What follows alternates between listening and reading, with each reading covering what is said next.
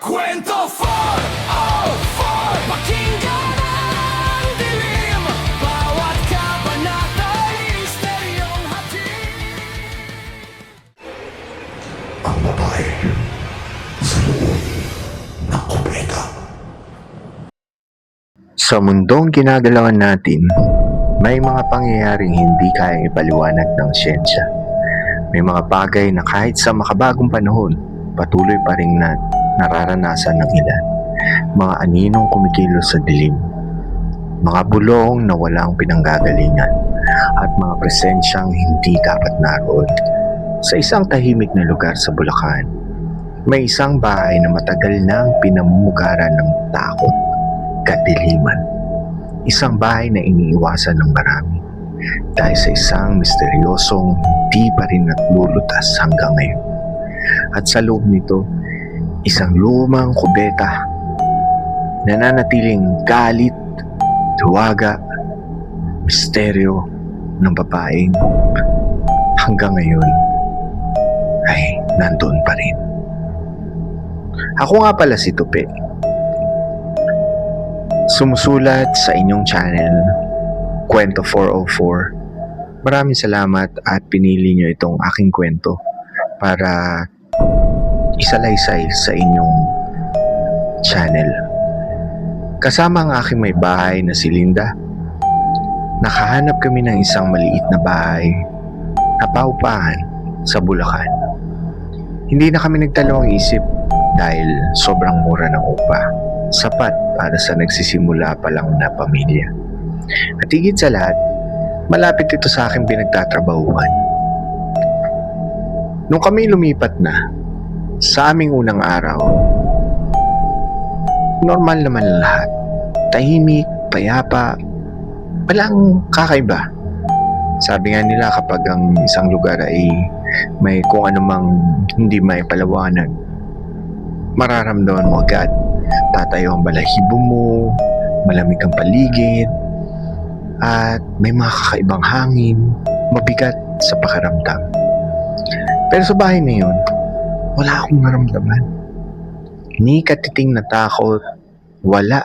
At hindi rin kasi ako naniniwala sa mga kababalaghan. Para sa akin, ang mga ganong kwento ay kwentong gawa-gawa lang ng mga matatanda para takutin yung mga bata. Hanggang sa umabot yung gabi. Doon na nagsimula ang mga pangyayaring hindi namin inaasahan. Mga gabing punong-puno ng takot, mga karanasang sumubok sa aming pagmamahalan at sa aming pananampalataya. Habang mahimbing na natutulog kami ni Linda sa kalaliman ng gabi, may narinig ako na parang may nagpupukpok sa ibaba ng bahay.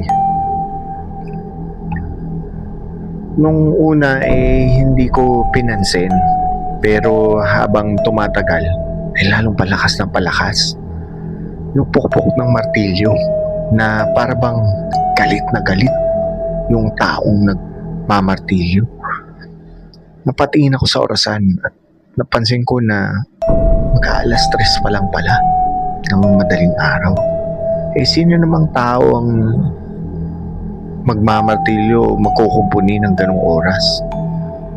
Bulong ko sa sarili ko nun. Kaya bumaba na ako ng kusina at biglang dahan-dahan ako bumababa na nawala bigla yung tunog.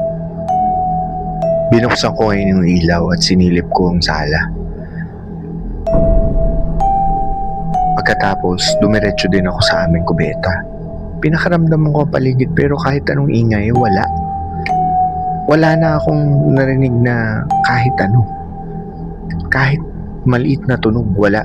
Kaya, in-off ko na yung ilaw. Umakyat na rin ako sa aming kwarto para bumalik sa pagtulog. Tupe, gumising ka na, mag-aalas 6 na, baka mahuli ka pa sa trabaho mo. Tumayo ka na nga dyan, nakahanda na yung agahan mo. Yung baon mo nga pala, nakahanda na rin dun sa mesa.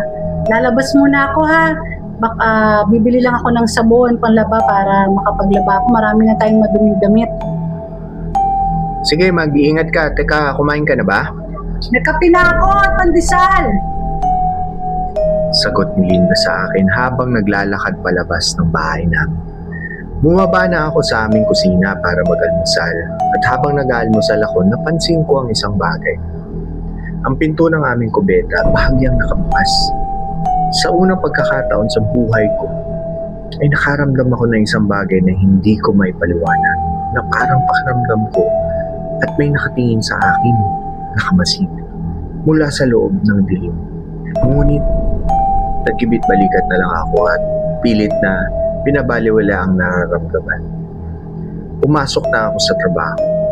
Kinagabihan sa katulad na oras, 3:00 ng madaling araw. Hinaanin ko na naman ang malakas na pukpok ng martilyo. Mas malakas at mas may galit ang pukpok niyo.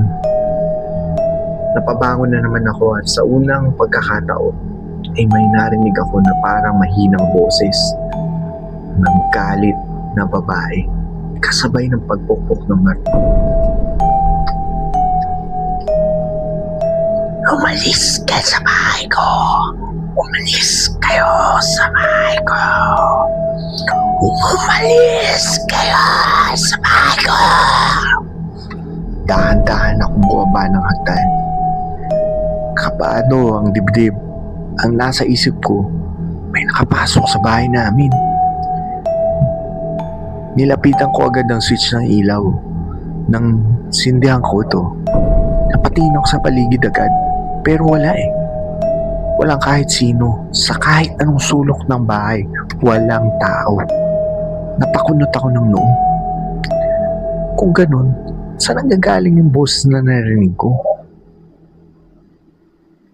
Nakakapagtaka dahil ngayon ko lang na-experience ito. Pinatay ko na lang ang ilaw at bumalik sa taas para matulog. Ngunit kahit anong pilit kong ipikit ang aking mga mata, paulit-ulit kong naririnig ang boses hanggang sa may humawak sa akin. Nagising ako. Ayon kay Linda, binabangungot daw ako. Nagsasalita raw ako habang tulog. Pero hindi niya naiintindihan yung sinasabi ko.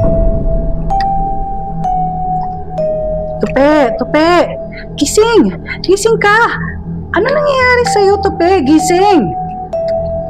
Pawis na pawis akong tumayo sa kama at ikwinento ko sa kanya na may boses akong naririnig. Boses ng babae sa ibaba ng bahay namin. Wala naman ako narinig kagabi. Baka dala yan ng pagod mo sa trabaho kaya kung ano-ano na yung mga naririnig mo. Halika na, mag-almusal na tayo. Para makapaglinis tayo ng bahay pagkatapos. Buwaba ako at sinabayan si Linda na mag-almusal. Pagkatapos namin kumain, napagdesisyonan kong linisin ang kubeta namin. Mula nang lumipat kami sa bahay, hindi pa ito nalinis ng maayos. Kumuha ko ng muriatic acid at dahan-dahan binuhos ko sa bowl nang biglang may malamig na hangin na dumapo bahagya sa bato ko. At parang pakiramdam ko yung ulo ko ay lumalaki. Parang siyang lumulobo na puputok. At nagtayuan lahat ng balahibo ko sa katawan. Magmula batok hanggang sa binti. Dahil dito, madali kong tinapos ang paglilinis ng kubeta. Para maalis sa isip ko ang nangyari, lumabas ako ng bahay para magyosi. Nakipagkwentuhan ako sa mga kapitbahay at nagtanong-tanong ako kung may narinig din ba silang pukpok o boses ng babae o nagmamartilyo tuwing madaling araw. Napansin kong magkatinginan sila na parang may alam sila na hindi ko alam. Pero ayaw nilang sabihin. Hanggang sa nakakausap ko si Lando. Nagkwentuhan kami ng kung ano-ano, bagay-bagay sa buhay. Hanggang sa nabanggit niya na ang bahay na tinutuluyan namin ay merong babae. Sa totoo lang pre, sabi ni Lando, pangatlo na kayong tao na lumipat dyan sa bahay na yan. Pag may umalis, matagal na babakante ang bahay. At halos lahat ng kapitbahay natin takot dumaan o lumapit dyan. Parang may sariling buhay yung bahay. Parang may humihinga sa loob. At pati yung pinakakapitbahay ninyo, sila Tado, naririnig din nila yung pukpok ng martilyo sa madaling araw. Kaya takot din sila. Nung panahon nga na yon hindi ko alam kung pinagtitripan lang ako ni Lando. Pero baka sa mukha niya talaga na nagsasabi siya ng totoo.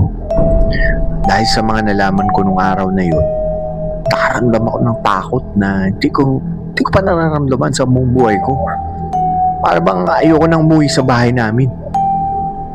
Ngunit kailangan kong umuwi. Pagpasok ko sa bahay, hindi ko magawang tumingin sa sulok ng kubeta namin. Parang may mga matang nakatitig sa amin. Matatalim, nagmamasid. Mula ng araw na binuhusan ko ng muriatic acid yung kubeta, doon nagsimula ang lahat. Isang malagim na pagbabago. Hanggang ngayon, kahit wala na kami sa bahay na yun, tumitindig pa rin yung balahibo ko sa tuwing naaalala ko yung mga nangyari. Kinagabihan, hindi na ako makatulog.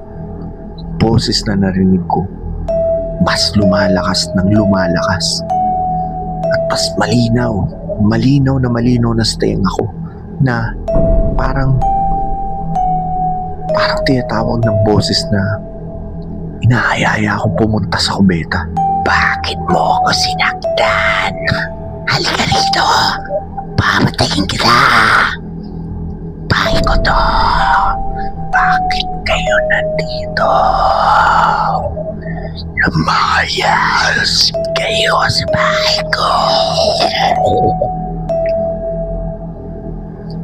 Hinawakan ko ang ulo ko dahil sa sobrang sakit. Parang sinusunog. Napakasakit. Napahiyaw ako habang sabay kong sinasabunutan ng sarili kong buo. Parang may pumipitik sa utak mo. Kasabay ng boses na hindi tumitigil. Hanggang sa nagising si Linda. Nakulat siya. Tupe! Tupe! Ano yan? Ano nangyayari sa'yo? Tupe! Tupe, bakit ka sumisigaw? Bakit mo sinasabunutan ang ulo mo, Tupe? Tama na!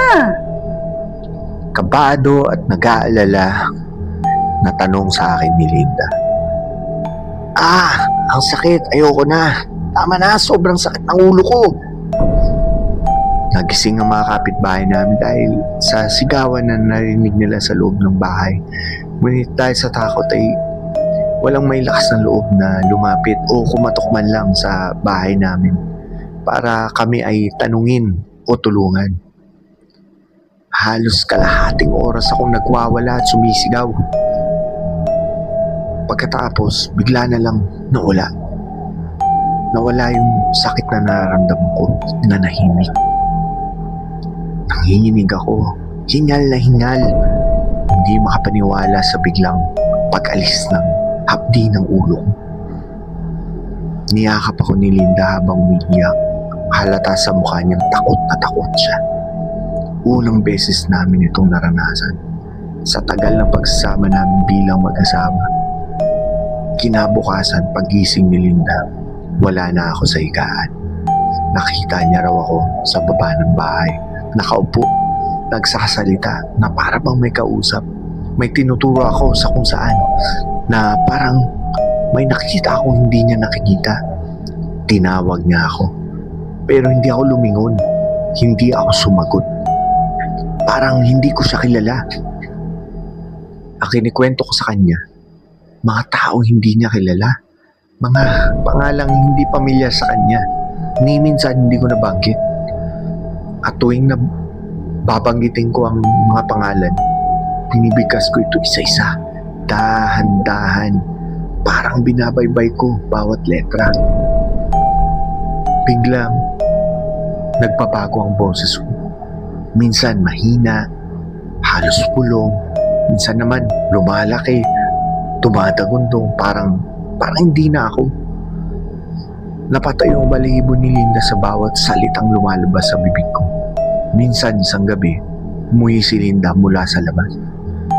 Napansin niyang bukas ang pinto namin, pero patay ang ilaw sa loob, napakadilim.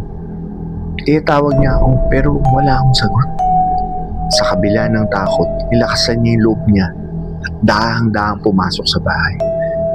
Kumapa siya sa dingding at binuksan ng ilaw.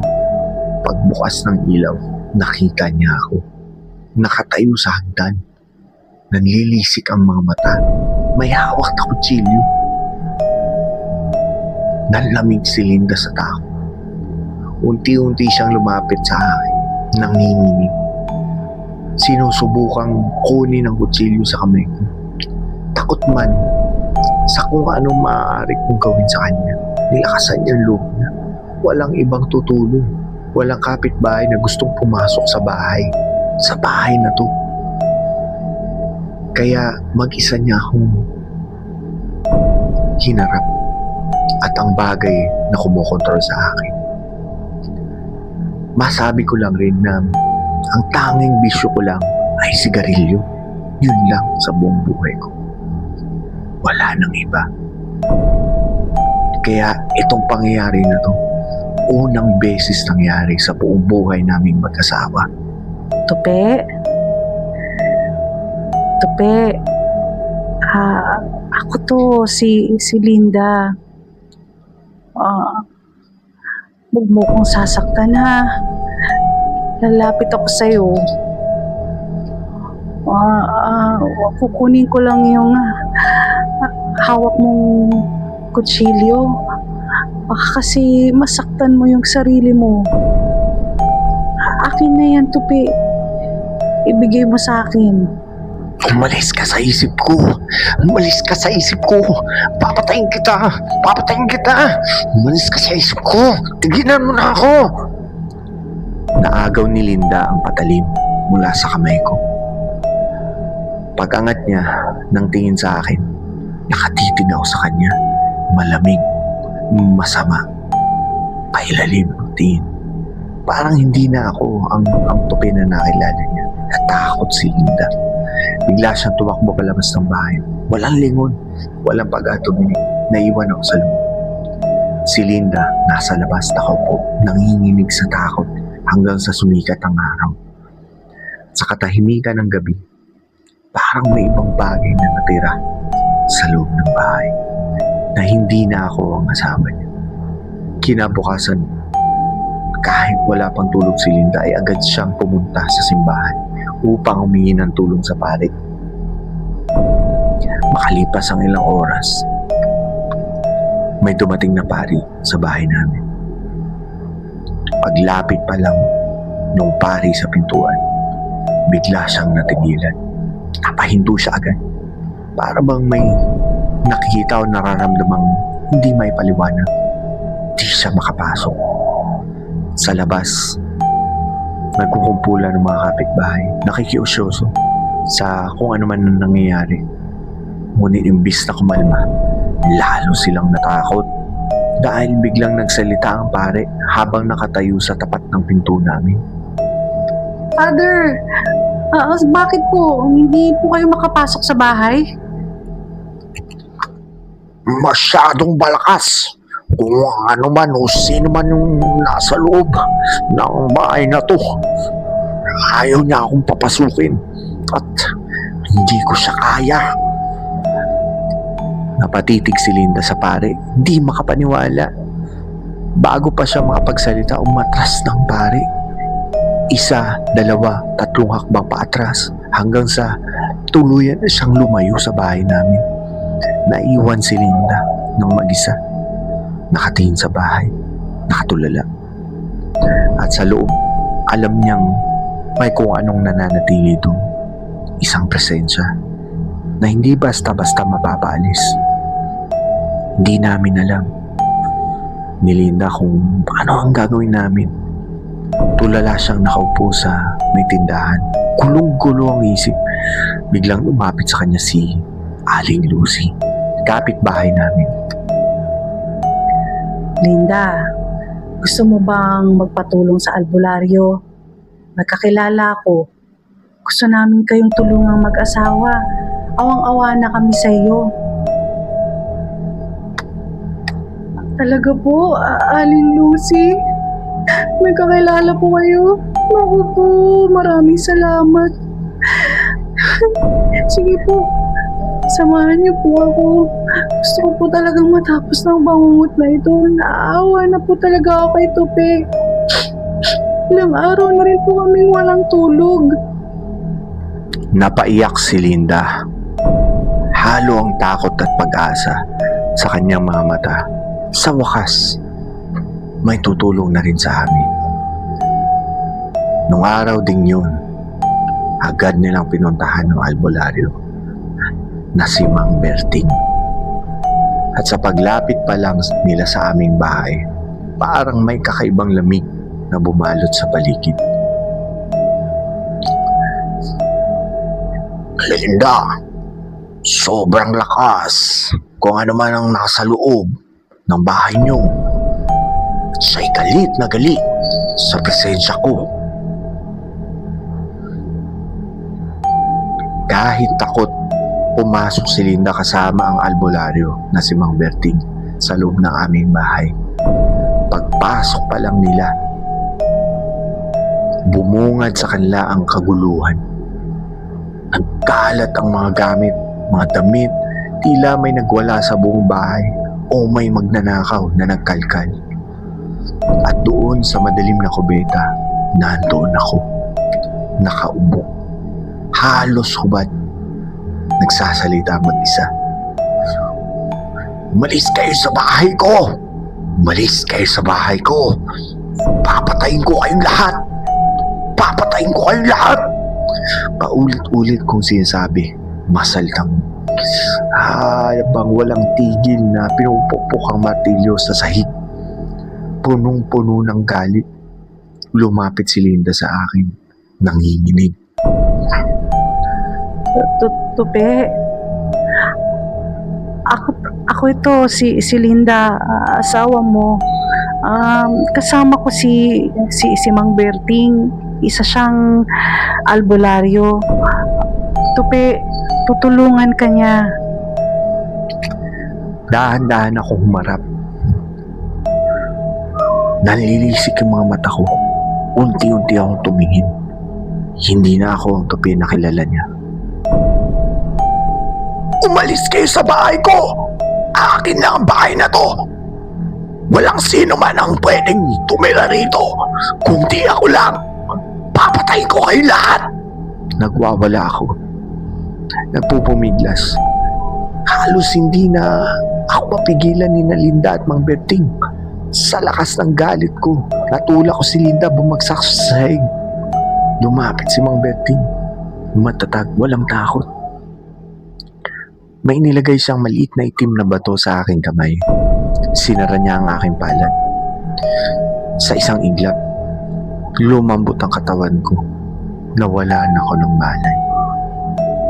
Agad na tumayo si Linda kahit nasaktan at sinalo niya ako habang unti-unti akong bumabagsak. Samantala, nagsimulang mag-orasyon na si Mang Berting. Mahina pero mabigat ang bawat salita.